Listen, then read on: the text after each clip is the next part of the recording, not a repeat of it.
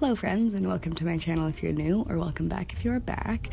If you are new, hi, my name's Rabbit and my pronouns are they, them, and either way, thank you so much for clicking on my video today. So today's video is really special. It's one of my favorite times of the year, and I have another autumn vlog for you today. In today's video, we're going to be adventuring to the giant cedarwood forest, the Victoria Miniature Museum, and hunting for tiny little pumpkins. We're going to go to a Victorian-era castle and an incredibly enchanted cemetery inhabited by deer that feels like it was straight out of a fairy tale. So if that sounds like a good time to you, please keep on watching. I'm so excited to take you on this little vlog journey. One of my favorite parts about autumn is the foraging. Paige and I were still on our autumnal road trip, and we had found these wild blackberries. Since they're infestatious, it truly felt like blackberries were everywhere you would turn, and getting to pick them and eat them fresh off the branch truly felt like being a character in Brambly Hedge. It was so magical, it felt like we were in a little storybook. We're still at this incredible woodcarver's house with all these wonderful statues outside. My favorite was this one of Poseidon. Though it was getting quite rainy, so we were back on the road. The clouds were still a veil over the mountains. It felt so mysterious and haunted, and it felt like we were on the most eerie, enchanted journey. My heart was so happy. We were off to our campsite, and because it was a long weekend, we didn't realize it would be incredibly difficult to find camping. We did manage to find this place that was a tent-only site, but luckily we had taken my parents' enormous tent from home, and good thing too, because it was so rainy and dreary and gloomy in the best way. The fog was that kind of fog that's so thick you can barely see a couple meters ahead of you. The barnacles were growing as well as the moss, and it just felt like everything was teeming with ancient life wherever you turned. Kij and I spent a long time on the beach, but it got quite cold and windy after a while, so we had set up camp inside the tent on a little table and just sat inside, reading our books, enjoying the rain falling on us from above, and appreciating the smell and sounds of the rain and the waves lapping around us. It was so beautifully stormy, and the sunlight streaming through the trees made me feel like we were in some place torn straight out of a legend. We watched the sunset from the coziness of our tent, and I have to say there's just something so safe and happy about being warm together while the weather rages outside. I wouldn't trade it for the world. We tried to wake up early for the nice sunrise, but there weren't too many colors to see. What we did manage to see instead was this gorgeous heron, and this would be one of many that we saw on the trip. I'll have to look up the significance of them, because it felt like we were seeing them at every turn. We were on the road again, and with some unfortunate news, my engine light had decided to come on, so we decided to stop at this incredibly beautiful forest. While I panicked and tried to calm down, we tried to decide what to do, whether to head back early or continue on. We had a ferry ticket booked the next day to go to Victoria, and I really didn't want my car to break down there, but I'd been looking forward to this trip all year, so we decided to take the day to just wander amongst the giant ancient trees and try to relax and enjoy the wisdom while we were there.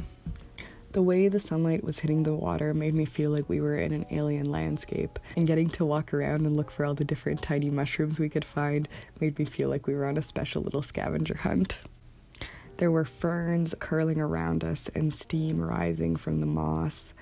The trees were towering overhead, ancient trees hundreds of years old that were spared during the loggings for whatever reason, and now just stand amongst everyone like these wonderful, gentle giants. It was so special to see. I can imagine all the different little critters that live inside them, from the bugs and the squirrels, the birds in the branches, the mushrooms, the mosses. It's amazing thinking of how much life can live in one incredibly beautiful home like that. We got to wander around and marvel at the moss, admire the ferns, and best of all, look at the spider webs. This was one of my favorite things and such a treat to see. We got to see spiders weave their webs right before our eyes. I have this quote on a box I collaged a while ago that reads, "Spiders weave a magic spell," and getting to watch them while the sunlight streamed through the trees and the moss positively dripped around them. That was the only thing that I could think about. There was so much life in this forest, from the massive trees to the tiniest mushrooms. It just made me feel so grateful that we get to live on a planet with this kind of variety and majesty. I felt like we were in an ancient myth or some sort of legend, and being quite alone on the trail and getting to share all those feelings with Cage was something I'll never forget. The fog and mist rising over everything made it feel so mysterious. Cage and I have been watching a lot of fantasy movies this fall. Normally we watch a lot of spooky movies during the October season, and of course we've been doing that as well, but we've also been supplementing it with things like Willow, Tristan and Isolde, King Arthur, the 1998 Merlin with Helena Bonham Carter in it, and all the other beautiful, romantic, and fantastical stories we can find. It's been absolutely delightful, and it's been just making me see the world in such a different way, like we're truly in a fairy tale whenever we pass through it. One of the special things about this forest that we didn't know about when we stopped was that it was a hatchery, and this was both of our first times ever being at a hatchery where there was actually stuff going on. Like, I feel like lots of times you go to these kind of places and it's just like water and you're like, oh, okay, cool. But no, this had like all of the salmon swimming and all the baby salmon eggs like in its own section doing its thing, and it was something else. Getting to see fish so up close was really, really fun, and its own kind of little fantasy moment where we felt like we were on a different planet. Back on the road, and the next stop was at this delicious vegan cafe. Cage got a milkshake and I got a oat milk latte. He got poutine and I got waffles. My favorite kind of food is breakfast food, so having it for dinner is my absolute favorite. I was so happy. Hello my pals, it is me. I'm coming at you from a motel room. Wild. Cage and I had such trouble finding camping because it's like the weekend and it's really nice this weekend, but so far the trip's been going amazing, other than some car troubles, but it's fine. We're working through it. Both Cage and I are super stressed, but we're just gonna like figure it out. But so far, day one was incredible. We went to the Enchanted Forest and drove around. Day two, we did so much. Oh my gosh, we went to this like abandoned corn maze. We went to a pumpkin patch, or I guess apple picking. We went to the sea and like just caught the sunrise, or like a very foggy, misty sunrise. We saw so many herons. It's just been amazing. Last night we camped in our giant tent for the first time, which was super fun, and it was raining all night. We could like hear seals outside and seagulls and everything, so it was just super incredible. I think I'm just gonna pop in the shower now and get on ready and really cozy, because Cage and I are gonna go to a drive-in movie tonight. Cage has never been, and I've never been to this one, but apparently it's gonna close this year forever for the end of time, and there's only like 3 shows left and we're catching one of their almost like last shows ever, so super exciting.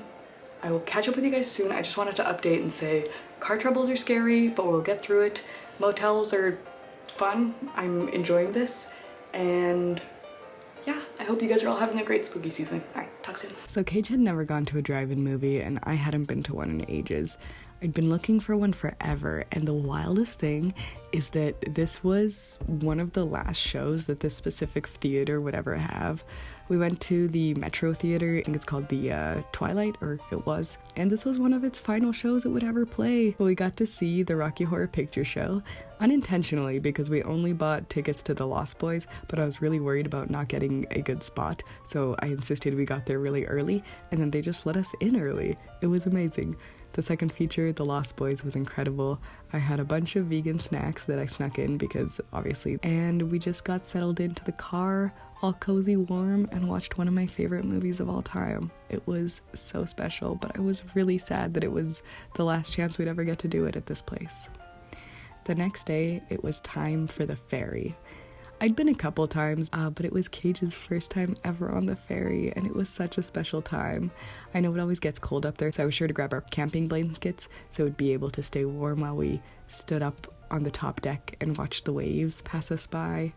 It was so special to sit out there together while the cold wind whipped our faces, and I felt like we were on some old-timey voyage, all wrapped up in our blankets on a pirate ship sailing over the ocean, watching the waves crash and the islands come into view. It was so special. Everything on this island from beginning to end was more than I could ever ask for. So, our first stop on the trip was to the Miniature Museum. I had seen brochures for this, and I thought it sounded kind of interesting, and it blew our expectations way out of the water. It was more incredible than anything I could have ever imagined. Firstly, in the entrance, they had a little Halloween display with all these little Halloween Easter eggs, like the red rum on the mirror and the handbook for the recently deceased on the chair, and little Halloween Oreos and stuff like that. But beyond that, the museum itself was just a few rooms, but it was crammed with the most incredible art I have ever seen. They had, I think, like 30 different artists working on things, and because of that, there was a wild amount of variation between everything. From the really, really tiny miniatures that are like army man sized, like 1 inch tall, to the kind of more like doll sized miniatures. There were loads of different themes, starting with the space room that had a ton of glow in the dark and UV light. Plus, everything was super interactive. You could touch things and turn buttons on and make the sunset and make little characters move in different displays and stuff, like the trains changing and everything. Cage's favorite spot by far was the whole military section and all the wars and whatever. That was a really big part of the museum, the whole entryway. But for me, it was all about, well, everything else. For starters, there were incredible vintage castle displays. One of them was Castles of the World, so it was just one massive display case, but with all the different castles from France and Germany and England and Scotland and everything, everywhere. It was all on one little plane, basically, so it just felt like a little island of castles. There was a doll room with the most beautiful doll houses I've ever seen. Little haunted ghosts that got to wander around. Beautiful little dolls in their Victorian-style dresses and their hair all done. Their little sinks and little cats and little picture frames. One of my favorite things about the displays was all the lights and the way that things would change from day to night. There were tons of them that had buttons where you would press it and the sun would set and then begin to rise. It felt like being transported to hundreds of different little worlds. The amount of talent that was in these few rooms was like nothing I'd ever seen before. The fact that everything was made by hand, by basically a handful of people, it was mind-blowing and so inspiring and made me so happy.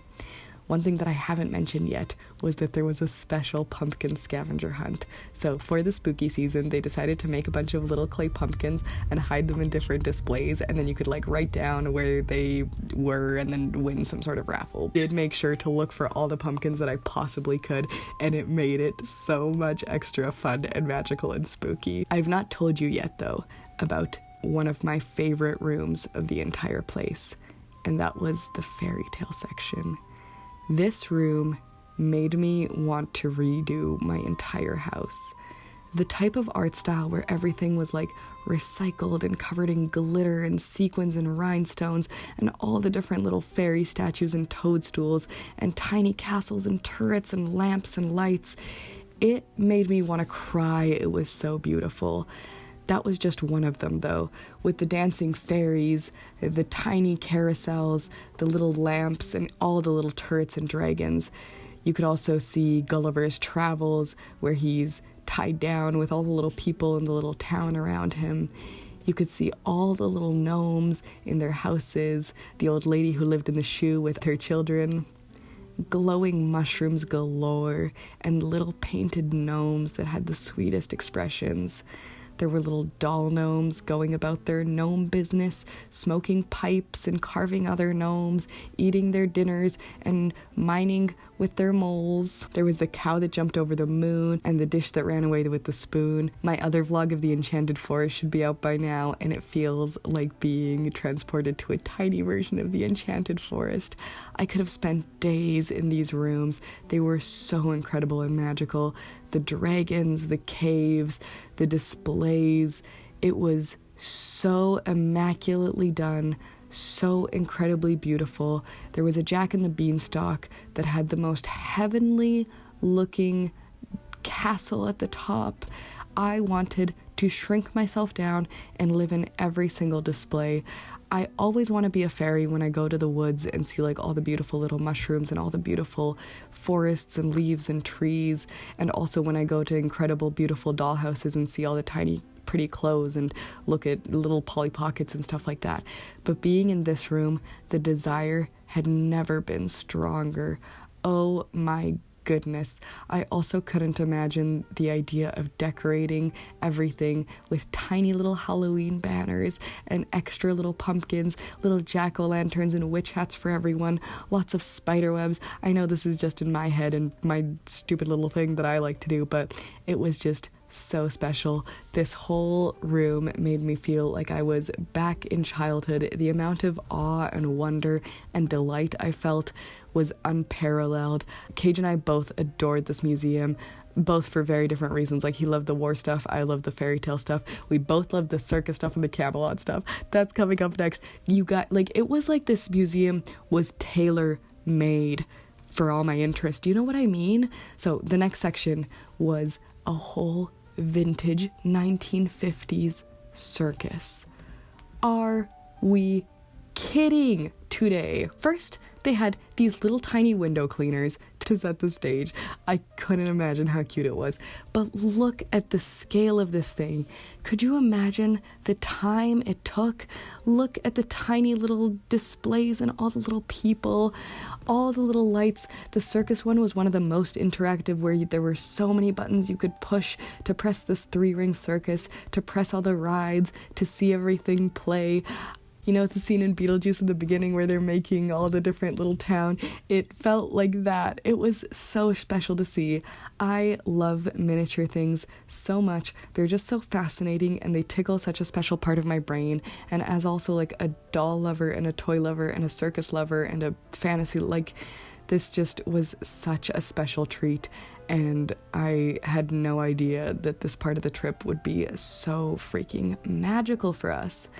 Not only did they have all the miniature stuff, but they also had a bunch of historical posters with all the real vintage circus photographs and all the beautiful art that the people would create. As I've said before with like vintage Halloween animations, they just don't make art like this anymore. Like, I wish this amount of beautiful and rich and decorative and incredibly skillful stuff was still in vogue. I get that everyone has different tastes, but I hate the minimalism and like super digital, like what I, like, just give me this forever. Okay, last section of the museum, one of my favorites. This King Arthur section was to die for. Look at the tiny blacksmith hammering. Look at Arthur pulling the sword from the stone. Are you freaking joking me? The extra special part about this was that, like I mentioned, Cage and I have been watching a load of kind of medieval style movies lately, and that includes a bunch of King Arthur adaptations. So far, I think my favorite has been the 1998 miniseries Merlin. It has Helena Bonham Carter in it, and it's so goofy and silly, and I just love it. And getting to walk through the museum and be like, oh, that's Camelot. Oh, that's the cave where Merlin was shut up with his love. Oh, this is like the dragon that like this scene was from, and this is the round table, and there's the Holy Grail, and here's Excalibur, and here's the tournament, and here's Arthur's last look at his kingdom. It was truly just something otherworldly, something so special for me. I could not get enough. Again, I could have spent ages in here. This whole room made me really, really want to redecorate Cage and I's bedroom. It made me have a lot of ideas for DIYs I want to do, like different jackets based off like medieval themes. It made me have all these ideas of murals. It was incredibly inspiring. I could not get enough of it. I adored it. It was incredible.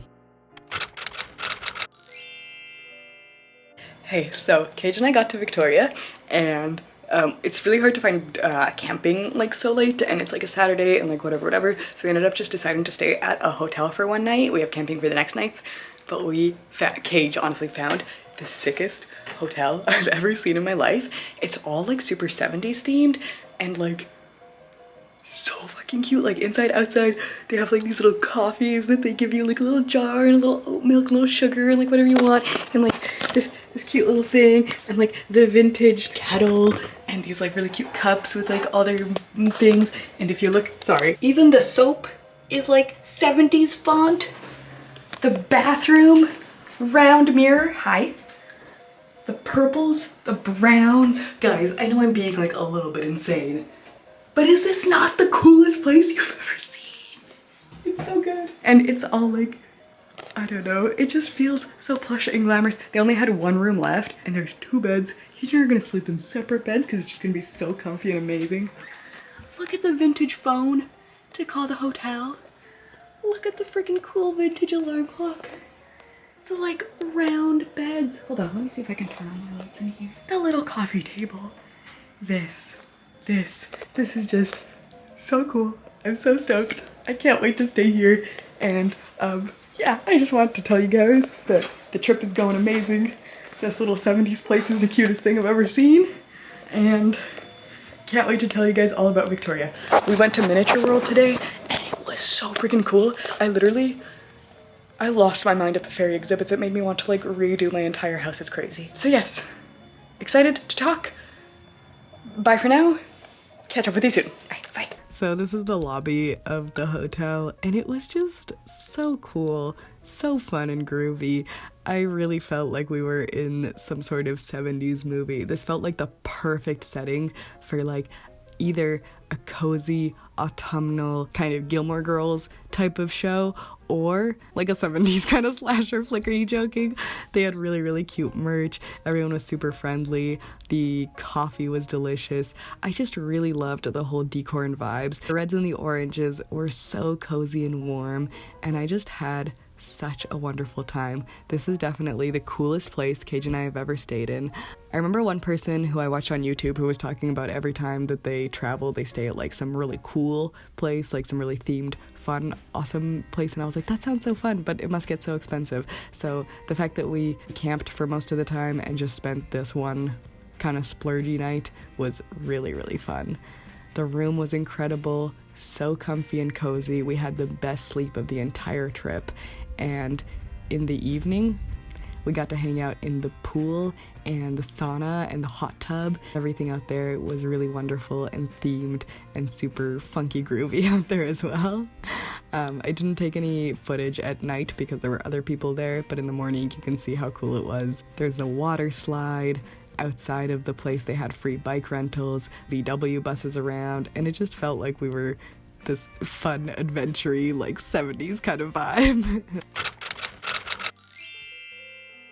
We were checked out of the hotel, and I wanted to hit a couple of places today. The first was Ross Bay Cemetery, and the second was the castle. The castle wasn't open yet, so we decided to wander in search of the cemetery. Now this isn't the cemetery, but it's a really beautiful park that we found in our search, and it was quite a delightful treat. We ended up finding this wonderful rose garden that felt so Victorian and beautiful and like something out of a haunted English novel. I could just imagine the sun setting and the stars twinkling above while ghosts held hands and floated around. The smell of the dying roses, the ivy crawling over everything, and the wrought iron gates were just something out of a novel. I loved seeing all the stone bird baths, moss growing everywhere, and the wonderful paths. We got to walk around, and it just felt so romantic to be amongst the thistles and the different dying roses. Wandering some more, we finally made our way to the castle, and before it opened, we decided to wander the outside of it, seeing all the craggy rocks around it, and taking in the view from the field. But when we arrived to the castle, now this was something else. It was genuinely like stepping into a Victorian fairy tale. I almost didn't know where I was and like had to catch my breath a few times because of how stunning everything was. I could imagine ghosts in every corner, reading the history of the fact that the man who built it never even got to inhabit it, gave it this extra like eerie and spooky feeling. The family that did end up living here, the Dunsmuirs, had a very interesting and sordid history that I ended up listening to a podcast and a couple of different audio programs about, which was absolutely fascinating. But getting to wander these halls, hearing the floor squeak under me, and look at all the beautiful antiques just felt like being in a different world. So this castle is called Craigdarroch Castle, and it was built in the 19th century by this coal miner named Robert Dunsmuir. And like I said, he died before he was actually able to inhabit it, but his wife and her 10 children did actually live here. All of the rooms are completely different and done in the different styles of the people that might have lived here at the time. And what's super interesting about it is that it's not always been used as like a fancy castle sort of living space. So for a while it was a military hospital, for a while it was a school, and now it's up to being a historical monument. There's different parts of its history carved into every spot, sometimes literally, like the fact that it was a school, you know how I mentioned that? Okay, so you can see some of the graffiti that some of the students did back here, back like in the 1960s or whatever, and it's some of the funniest graffiti I've ever seen. Like there's cursive graffiti carved into the stones. Are you joking me? It was absolutely spectacular to see. The stained glass was exquisite. The mannequins dressed in their old-timey period pieces was absolutely fantastic. And I have such a fascination with the Victorians because they too had such an interest in like seances and the afterlife and death and all these kind of things that I couldn't help but picture what a Victorian style seance might be like here, or what a 1920s style Halloween party could be like here. You know how people think about, like, if you had a time machine, where would you go? I used to always think that I'd like to go to, like, an 80s goth show or getting to see some punk band that I really liked. But honestly, I want to be at a vintage Halloween party in a castle. One of the most incredible things that I love and find absolutely disgusting but still really fascinating is hair art. There was a bunch of hair flower art, which I think I've mentioned before, but Madam Absinthe here on YouTube does have a tutorial on how you can make your own. But it's so interesting. You just see all these pieces of hair turn into flowers, all the different people encompassed into one in this creepy, pretty gross but awesome piece of art that people spend so long on. It's incredible. I love it. I think mourning jewelry and hair art and that kind of thing is just absolutely fascinating. The way they decorated in the rooms was absolutely breathtaking.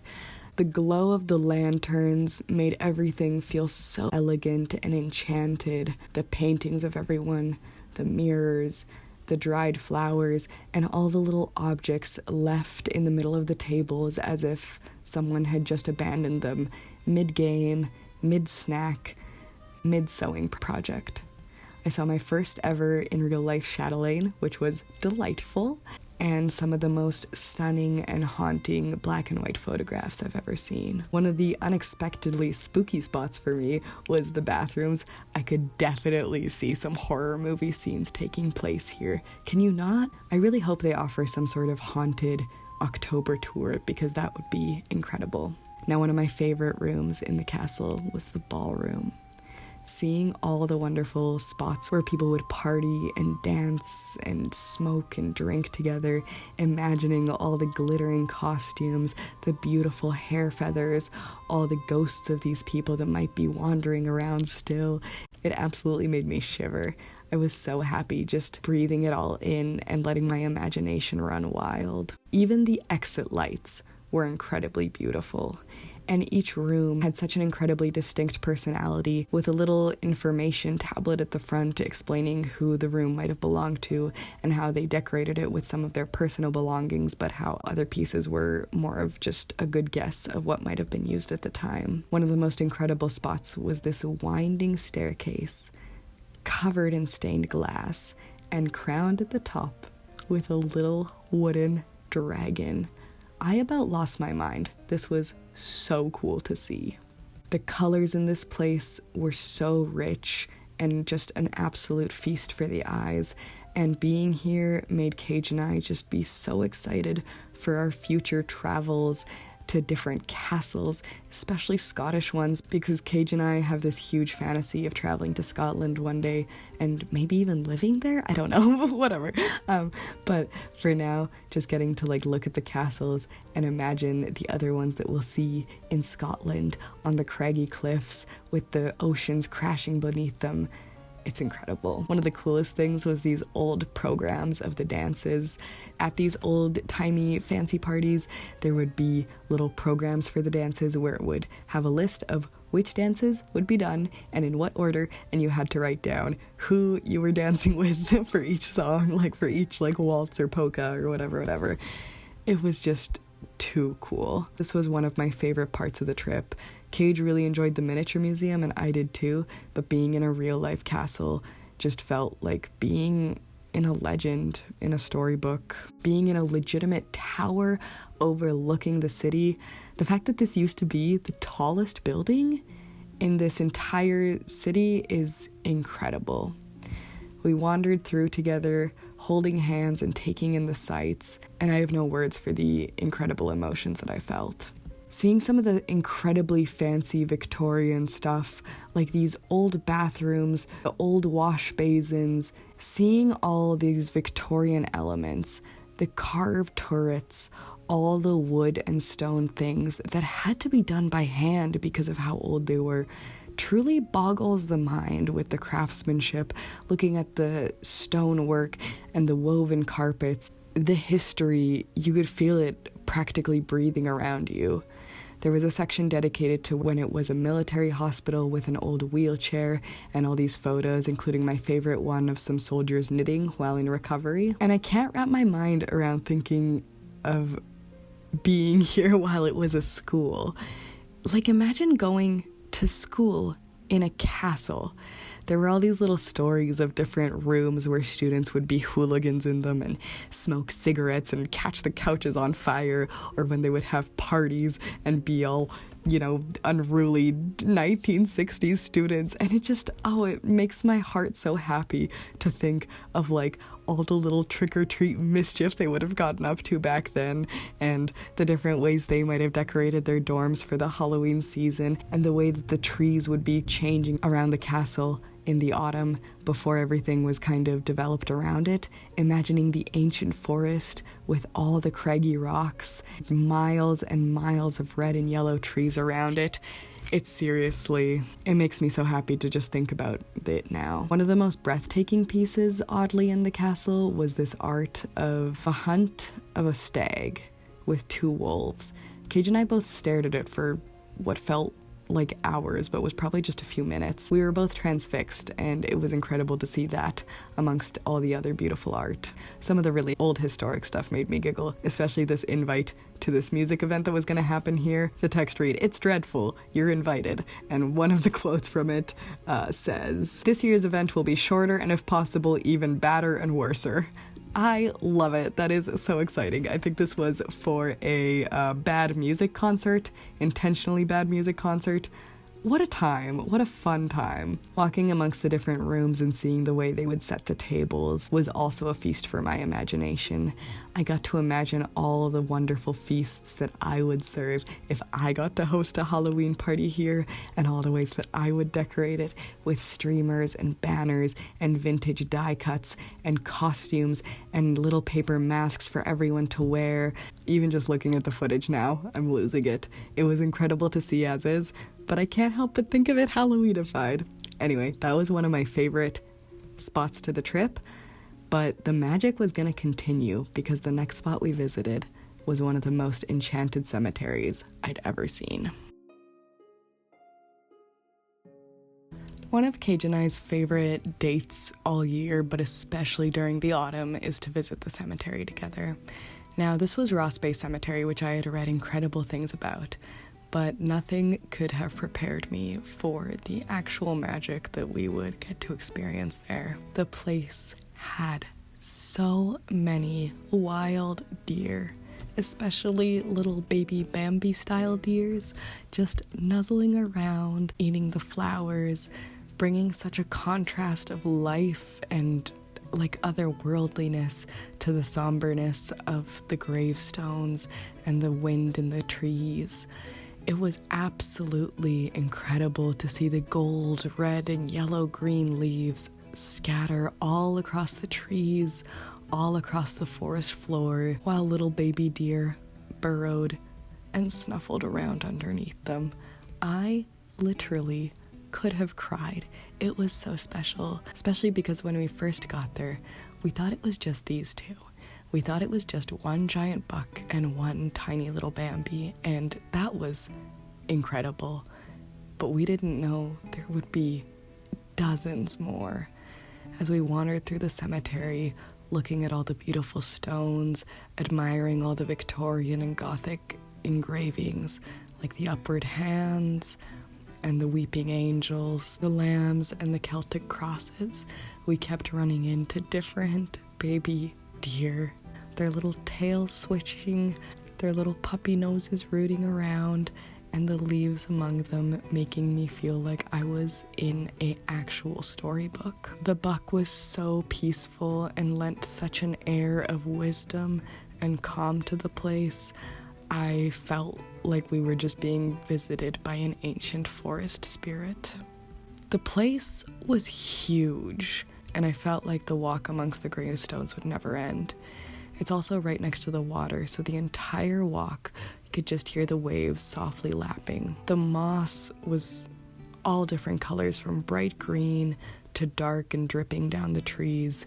Little lizards scattered here and there, and I got to walk amongst the crunching leaves and smell all the wonderful autumnal perfumes that the earth gives off. I believe this is quite a historic cemetery, and I had found a map online so that we could do a self-guided tour and look for all the sort of notable graves with interesting landmarks or different people that had historic significance. But while we were driving out, we also saw a proper tour guide hosting like a little graveyard tour, and it always just makes me so happy that other people also understand that graveyards aren't this taboo place that you should never visit and avoid like the plague, but they can be a place of serenity and peace and beauty and remembrance.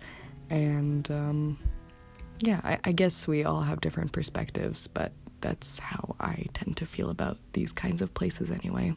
They're one of my favorite spots to take Cage, and every time we visit a new city or town, we always try to make sure to explore and see if we can find a new graveyard to have a little picnic in, or at least just a walk and a say hello to the graves and the ghosts. The contrast of the moss growing over everything and the bright green grass was incredible to see amongst the stones. It really feels like these kinds of places can be this liminal space between life and death. And walking amongst the bones, the deer, and the stones just felt so significant for the season. The wind was gently rustling the leaves, and the sunlight dappled through the trees as it lit up everything in a warm and golden light. We just walked around and enjoyed looking at the little deer trailing each other, munching on grass, and just having a wonderful afternoon. Really feels like in these moments you remember that nature reclaims everything at the end of the day, and as much as people will put down stones and create monuments, there's still the vines that grow over them, the mosses, the deer that wander among them, and in the end, we're never gonna be alone. Cemeteries always really make me feel reflective and bring back this idea of the passage of time. Seeing these places that are dedicated to history and remembrance, Samhain is such an important time to remember the dead, to honor them, and to pay tribute. And while today that was in a foreign city, getting to appreciate the deer and say hello to the grave sites, it still felt like an incredible way to feel connected to humanity. This was such a special day together, and I wouldn't have traded it for the world. So that is all I have for today's little autumnal vlog. I really hope you enjoyed. Hope it wasn't too much of a downer at the end. I hope you're having a great day or night or whatever it happens to be that you're watching. Hope to catch you in the next one, and bye for now. Hope you're having a wonderful spooky season.